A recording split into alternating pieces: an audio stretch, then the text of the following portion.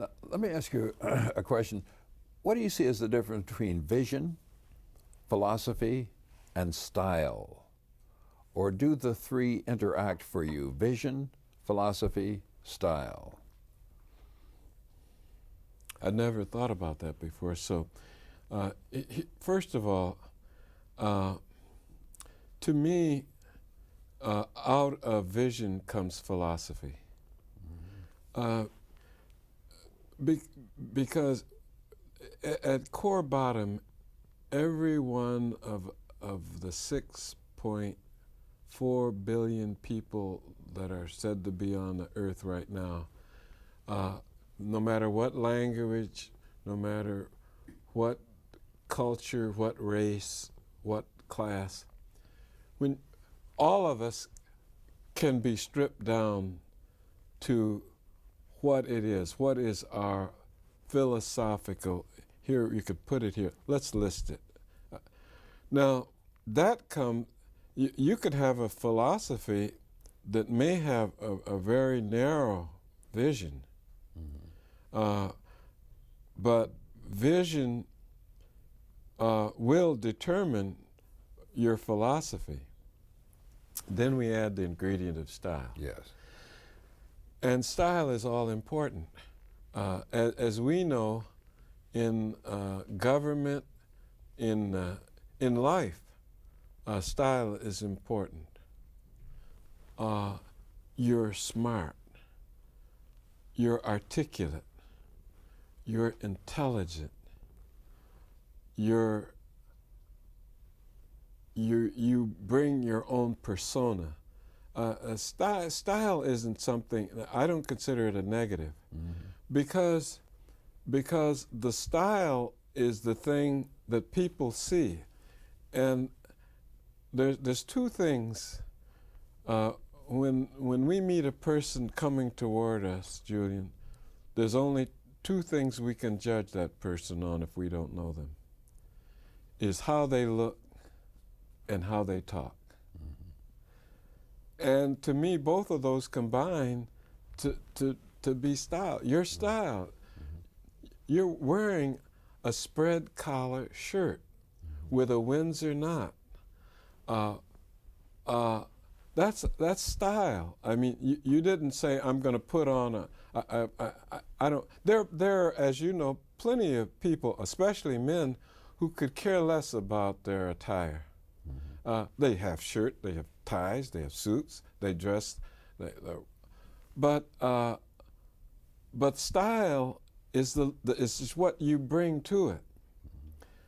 Not only in dress, but in the way you organize your objectives and the way you move forward.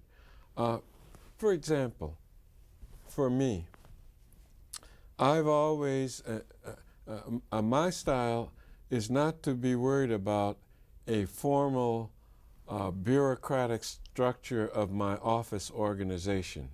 Yes, there are titles and responsibility, but to me, everybody that works with me is a part of my extended family. If I can't trust you to put in 40 measly hours for the government, then I made a mistake. And what I believe in is that if I forget about the fact that you are the computer operator and that you are the press secretary and you are at the front desk, that we're all in this together. And when the chips go down, we may have to do each other's jobs, or we may have to be taken off something. And we don't want to say, well, and there are a lot of offices like this, and they're not just government, in the private sector as well. No, I don't do that. That's not my MOS. This is my job description, and I don't have to do that. That's a style.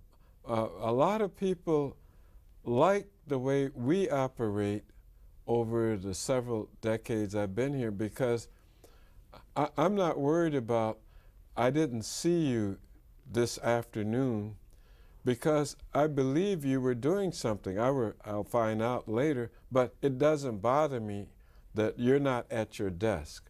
Or if I want you, they'll say, well, he's at a meeting over on the Senate side about the court stripping bill, or she's somewhere else. And to me, that's a matter of style. Another dimension of style that I think of with this question is, I believe that everything I'm doing should be maximally communicated to as many people as I can. I really believe a lot of people do things just to satisfy their constituency. Now, I don't know which category of the three in your question this falls into, but you know, I think when I pass, I introduce a bill. We introduced the toxic mold bill. It isn't for the Democrats in the 14th Congressional District of Michigan, or for some limited. This is a national piece of legislation. When I advocate cost of living increases or living wage proposals as opposed to minimum wage, it's not for the black workers who need it. It's for everybody. And there are so many times I can recall where this philosophy, without me ever expecting it to, has held me in good stead. Because I legislate for the national good. And frequently, since we are the most powerful nation on the planet, we're sometimes legislating, we're saying something to the rest of the world.